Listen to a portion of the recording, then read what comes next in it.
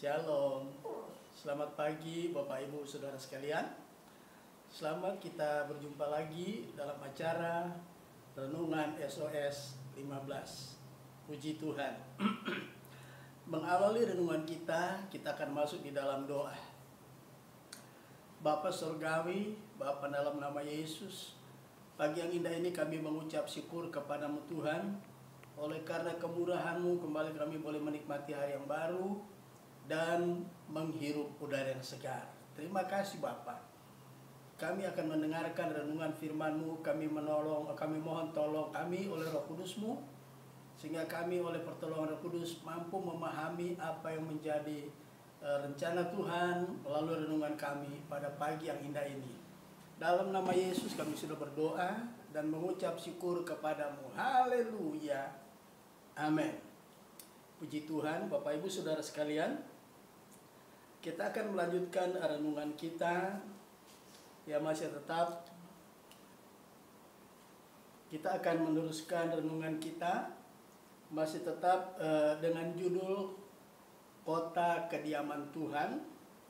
Dan masih dalam nas pokok yang sama, yaitu Kitab Yehezkiel pasal 48 ayat 30 sampai ayat 35. Kita sudah mempelajari tentang pintu-pintu gerbang ya, yang ada di kota di mana Tuhan berdiam, ya, tempat Tuhan tinggal di kota itu, ya.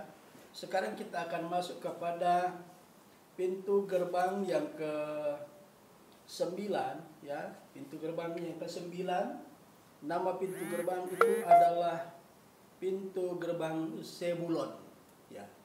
Sebulon, ya, saudara, Sebulon artinya tinggal bersama, ya. Jadi pintu gerbang Sebulon itu, Sebulon artinya tinggal bersama. Apa yang dimaksud dengan tinggal bersama ini, ya? Di sini mau menerangkan bahwa kota kediaman Tuhan itu menggambarkan orang percaya, ya. Dan ayat ini mau menerangkan dengan jelas bahwa ketika seseorang didiami oleh Roh Kudus, ya, di sini dikatakan Roh Kudus itu bukan hanya tinggal secara periodik atau bersifat temporer, tetapi Roh Kudus itu berdiam dalam hidup orang percaya selama-lamanya, ya. Ini bukan manusia yang katakan, bukan pendeta, bukan ketua sinode yang katakan, tetapi Yesus sendiri yang mengatakan, ya. Mari kita lihat ayat-ayatnya, ya. Yesus mengatakan hal itu kepada murid-murid ketika dia masih berada dengan mereka di bawah kolong langit ini.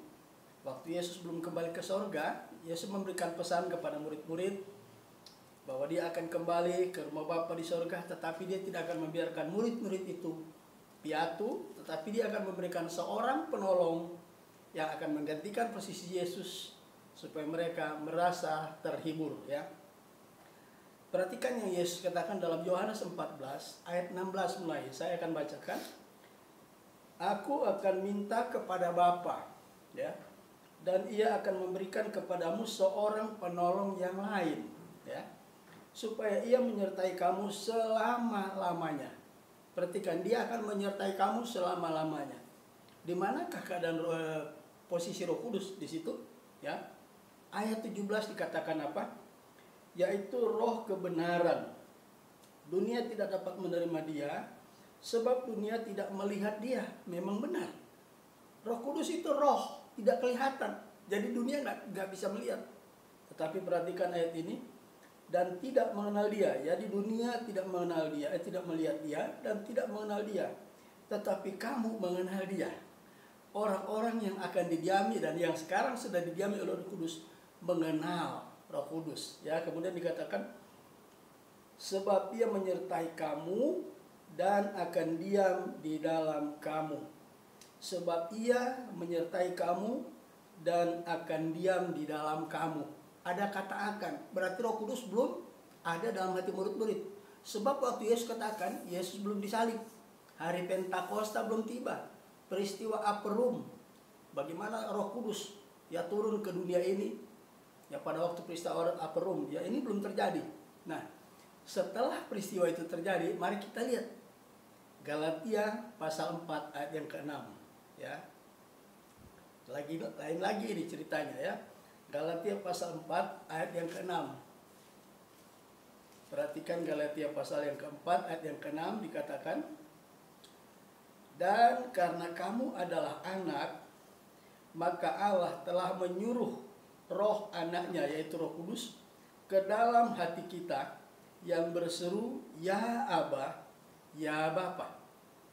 Perhatikan, Paulus katakan kepada anak-anak Tuhan yang ada di kota Galatia, yang sekarang dikenal dengan istilah kota Turki, ya. Paulus ingatkan kepada anak-anak Tuhan yang ada di kota Galatia. Ya, kalau bahasa bebasnya seperti bahasa Indonesia, kalian tahu nggak? Ketika kalian menjadi percaya, Roh Kudus itu udah diam di dalam hidup kamu, di dalam hidup kalian. Ya, karena banyak anak-anak Tuhan di kota Galatia yang tidak menyadari dan tidak memahami hal ini. Makanya Paulus mengingatkan dan menyadarkan mereka. Ya, karena kita adalah anak, perhatikan saya baca lagi. Dan karena kamu adalah anak, ya, dan karena kamu adalah anak, maka Allah menyuruh roh anaknya ke dalam hati kita. Tujuannya apa? Roh Kudus itu akan bersaksi kepada Bapa di surga bahwa kita yang tadinya orang berdosa, yang bukan anggota keluarga Allah, sekarang ketika Roh Kudus masuk dalam hidup kita, Roh Kudus bersaksi, ya Aba, ya Bapa. Ya, katakanlah misalnya saya, Sami Haji sekarang sudah menjadi anggota keluarga kita, menjadi anggota keluarga Allah. Ya, ini yang Paulus ingatkan kepada anak-anak Tuhan yang ada di kota Galatia. Nah, banyak anak-anak Tuhan di zaman ini yang juga belum menyadari bahwa Roh Kudus sudah ada dalam hidup mereka ketika mereka percaya. Ya, mari kita lihat ada referensi yang lain. Ya, kita korelasikan ini dengan kitab Roma pasal yang ke-8. Ya, kita lihat kitab Roma pasal yang ke-8. Ternyata sama, saudara. Anak-anak Tuhan yang ada di kota Roma pun belum banyak yang menyadari. Maka Paulus Tuhan pakai. Ya, Tuhan menyuruh Paulus, kasih tahu anak-anakku, ya, keluargaku, anggota keluargaku yang ada di kota Roma. Roma 8 ayat 15, perhatikan saya akan bacakan. Roma 8 ayat 15. Sebab kamu tidak menerima roh perbudakan yang membuat kamu menjadi takut lagi, tetapi kamu telah menerima roh yang menjadikan kamu anak Allah. Ya, perhatikan ayat ini selanjutnya berkata, oleh roh itu kita berseru, ya Aba, ya Bapa. Ya, anak-anak Tuhan di kota Galatia, anak-anak Tuhan yang ada di kota Roma, banyak yang belum menyadari. Maka Paulus menyampaikan, ya, ketika kita percaya, lebih konkretnya ketika kita lahir baru, maka Roh Kudus masuk dalam hidup kita. Dan tugas paling utama Roh Kudus dalam hidup kita, dia bersaksi melalui roh kita kepada keluarga kerajaan sorga. Ya, Roh Kudus dengan kemampuan, kemahatauan, kemahakuasaannya sebagai Allah, dia declare di sorga, hei penghuni sorga, hari ini ketambahan lagi keluarga kita, tambah satu lagi. Makanya kitab Injil Lukas pasal 15 ayat 7 dan ayat 10 berkata apa? Jika ada satu orang berdosa bertobat, rata sorga gempar, saudara. Ya, kerajaan sorga gempar. Kenapa? Ada deklarasi oleh Roh Kudus bahwa anggota keluarga Allah bertambah satu. Dahsyat enggak? Dan betapa bahagianya kita. Roh Kudus ada dalam hidup kita. Dan tidak temporary, tidak secara periodik, tetapi permanen. Ya, perhatikan ayat ini berkata selama-lamanya dia akan tinggal di dalam hidup kita, saudara, ya. Itu sebab kita harus menyadari hal ini. Ya, jangan seperti kebanyakan orang. Ya, tidak salah sih, tidak salah ada gereja yang setiap tahun menjalankan tradisi jemaatnya harus mencari kepenuhan Roh Kudus, tidak salah. Tapi sebenarnya mereka tidak memahami Roh Kudus ketika orang percaya. Ketika seseorang percaya, Roh Kudus sudah masuk dalam hati mereka. Ya, itu sudah masuk dalam hati mereka. Kenapa lagi kita mau cari kepenuhan Roh Kudus? Harusnya kita jaga, kita banyak berdoa supaya semakin intim Tuhan dengan kita melalui Roh Kudus yang ada dalam hidup kita. Ini yang harus kita sadari, saudara, ya. Jadi orang percaya ya, pintu gerbang Zebulon ini mengingatkan bahwa orang percaya harus menyadari bahwa Roh Kudus sudah ada dalam hidup mereka, dan Roh Kudus akan diam selama-lamanya di dalam hidup kita. Kemudian kita masuk pintu gerbang yang ke-10 ya. Pintu gerbang yang ke-10 namanya pintu gerbang Gad. Ya. Pintu gerbang Gad. Apa artinya Gad? Gad artinya mujur. Itu arti daripada nama Gad. Gad artinya mujur atau kemujuran. Ya. Melalui pintu gerbang Gad ini, orang percaya lagi-lagi diingatkan oleh Tuhan ya, supaya menyadari dan memahami bahwa orang-orang yang sudah percaya Tuhan dikategorikan sebagai orang yang mujur, bukan sial, saudara. Bukan sial. Kita orang-orang yang mujur, bukan orang-orang yang sial. Ya. Jadi kita adalah orang-orang yang mujur. Ya. Apa yang membuat kita menjadi orang yang mujur di hadapan Tuhan? Kita lihat yang pertama. Ya. Efesus 1 ayat 4. Kita akan lihat di ayat itu, saudara ya. Efesus pasal yang pertama ayat yang keempat. Efesus pasal yang pertama ayat yang keempat. Kita akan baca ayat itu. Demikian bunyi firman Tuhan. Sebab di dalam Dia Allah telah memilih kita sebelum dunia dijadikan. Ya.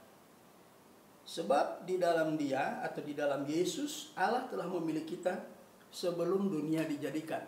Saudara tahu, pernahkah kita bermimpi bahwa kita mau dipilih Allah? Enggak kan? Tapi Alkitab atau firman Allah menjelaskan, sebelum dunia dijadikan, boro-boro orang tua kita udah menikah. Belum ada penghuni bumi ini, bahkan bumi pun belum diciptakan. Allah berfirman, Allah katakan apa? Sebelum dunia dijadikan, orang tua kita juga belum dilahirkan. Kita sudah dipilih, ditentukan, ditakdirkan oleh Tuhan. Ketika nanti dunia sudah diciptakan, ketika nanti kedua orang tua kita sudah lahir, ketika nanti kedua orang tua kita sudah menikah, ketika nanti orang tua kita sudah melahirkan anak, mungkin kita atau saya atau saudara, kita harus tahu, sebelum kita lahir pun Tuhan sudah memilih kita. Masalah tanggal berapa, bulan berapa, tahun berapa, itu kita dipanggil Tuhan. Ya, artinya dipanggilnya bukan dipanggil pulang ke surga, tetapi kita dipilih Tuhan. Di dalam master plan-nya Allah dari kekal sampai kekal, semua manusia di muka bumi ini sudah diketahui oleh Tuhan. Ya, ini harus disadari. Jadi kita orang yang paling mujur dari antara miliaran orang yang ada di muka bumi ini, saudara. Kenapa? Kita adalah pilihan Tuhan sebelum dunia jadikan. Ya, kalau sebelum kita dilahirkan, jangkanya pendek. Tapi kita lihat sebelum dunia diciptakan, masih di zaman kekekalan, Tuhan sudah memilih kita, saudara. Betapa kita punya Allah, Allah yang maha tahu. Itu saja satu. Salah satu sifat dasar Allah adalah Allah maha tahu. Ya. Ini kita syukuri. Kita punya Allah yang luar biasa. Dan kita orang-orang yang mujur. Dari sekian miliar manusia di muka bumi, kita yang mendengarkan siaran ini, kita adalah orang-orang pilihan Allah. Bukan pilihan sinode, bukan pilihan ketua pendeta atau pendeta, tetapi pilihan Allah. Oke, saudara, saya percaya kita adalah orang-orang yang mujur.